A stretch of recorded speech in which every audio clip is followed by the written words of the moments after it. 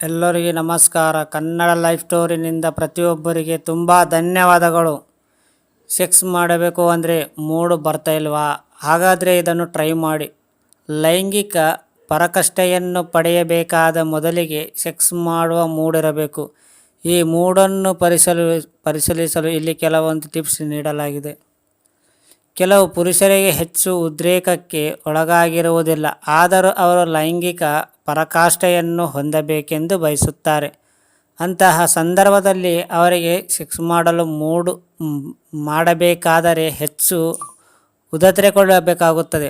ಅಂತಹ ಸಂದರ್ಭದಲ್ಲಿ ಯಾವ ರೀತಿ ನಿಮ್ಮನ್ನು ನೀವು ಉದ್ರೇಕಗೊಳಿಸಬಹುದು, ಪರಾಕಾಷ್ಠೆಯನ್ನು ಪಡೆಯಬಹುದು ಎನ್ನಲು ಇಲ್ಲಿದೆ ಕೆಲವು ಟಿಪ್ಸ್. ಕಾಮ ಪ್ರಚೋದಕ ಬರವಣಿಗೆ.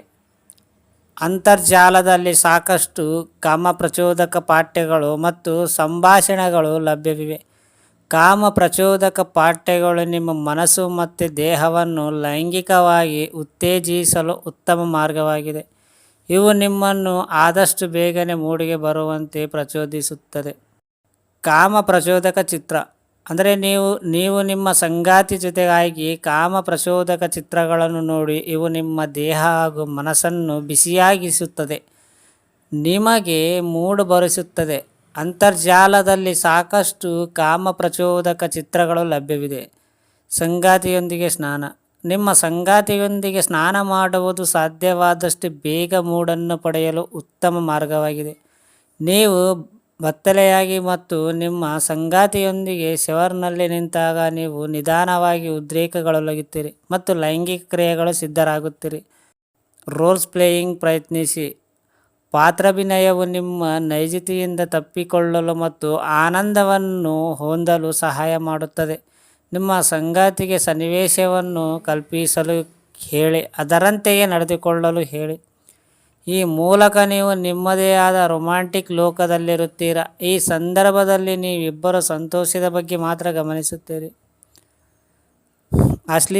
ಅಶ್ಲೀಲ ವಿಡಿಯೋಗಳನ್ನು ನೋಡುವ ನಿಮ್ಮಲ್ಲಿ ಲೈಂಗಿಕಾಸಕ್ತಿಯನ್ನು ಉಂಟು ಮಾಡಲು ಸುಲಭವಾದ ಮಾರ್ಗವಾಗಿದೆ, ಏಕೆಂದರೆ ನೀವು ಅದನ್ನು ನೋಡುವ ಸಮಯದಲ್ಲಿ ಖಂಡಿತವಾಗಿಯೂ ಉದ್ರೇಕಗೊಳ್ಳುತ್ತೀರಿ. ಅಶ್ಲೀಲತೆಯೆಂದು ನೀವು ನಿಮ್ಮ ಸ್ವಂತ ಲೈಂಗಿಕ ಕಲ್ಪನೆಗಳನ್ನು ರಚಿಸಬಹುದು ಮತ್ತು ನಿಮ್ಮ ಸಂಗಾತಿಯೊಂದಿಗೆ ಅವುಗಳನ್ನು ಟ್ರೈ ಮಾಡಬಹುದು.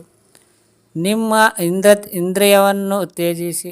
ನಿಮ್ಮ ಮನಸ್ಸು ಪರಾಕಾಷ್ಠೆಯನ್ನು ಹೊಂದಲು ಸಿದ್ಧವಾಗಿದ್ದು ನಿಮ್ಮ ದೇಹವು ಸಿದ್ಧವಾಗಿಲ್ಲದಿದ್ದರೆ ನಿಮ್ಮ ಅತ್ಯಂತ ಸೂಕ್ಷ್ಮ ಭಾಗವನ್ನು ಪ್ರಚೋದಿಸಲು ಪ್ರಾರಂಭಿಸಿ. ನಿಮ್ಮ ಖಾಸಗಿ ಭಾಗಗಳನ್ನು ನಿಧಾನವಾಗಿ ಮುದ್ದಿಸಲು ನಿಮ್ಮ ಸಂಗಾತಿಗೆ ಹೇಳಿ, ಆಗ ನಿಮ್ಮ ದೇಹದ ಉಷ್ಣತೆಯ ಹೆಚ್ಚಾಗುವುದನ್ನು ನೀವು ಅನುಭವಿಸಬಹುದು. ಫ್ರೆಂಡ್ಸ್, ಸ್ಟೋರಿ ಹೇಗಿದೆ ಅಂತ ನೀವು ಅರ್ಥ ಮಾಡಿಕೊಂಡ್ರೆ ಹೇಳಿ. ಪೂರ್ತಿ ಕೇಳಿದ ಪ್ರತಿಯೊಬ್ಬರಿಗೆ ತುಂಬ ಧನ್ಯವಾದಗಳು.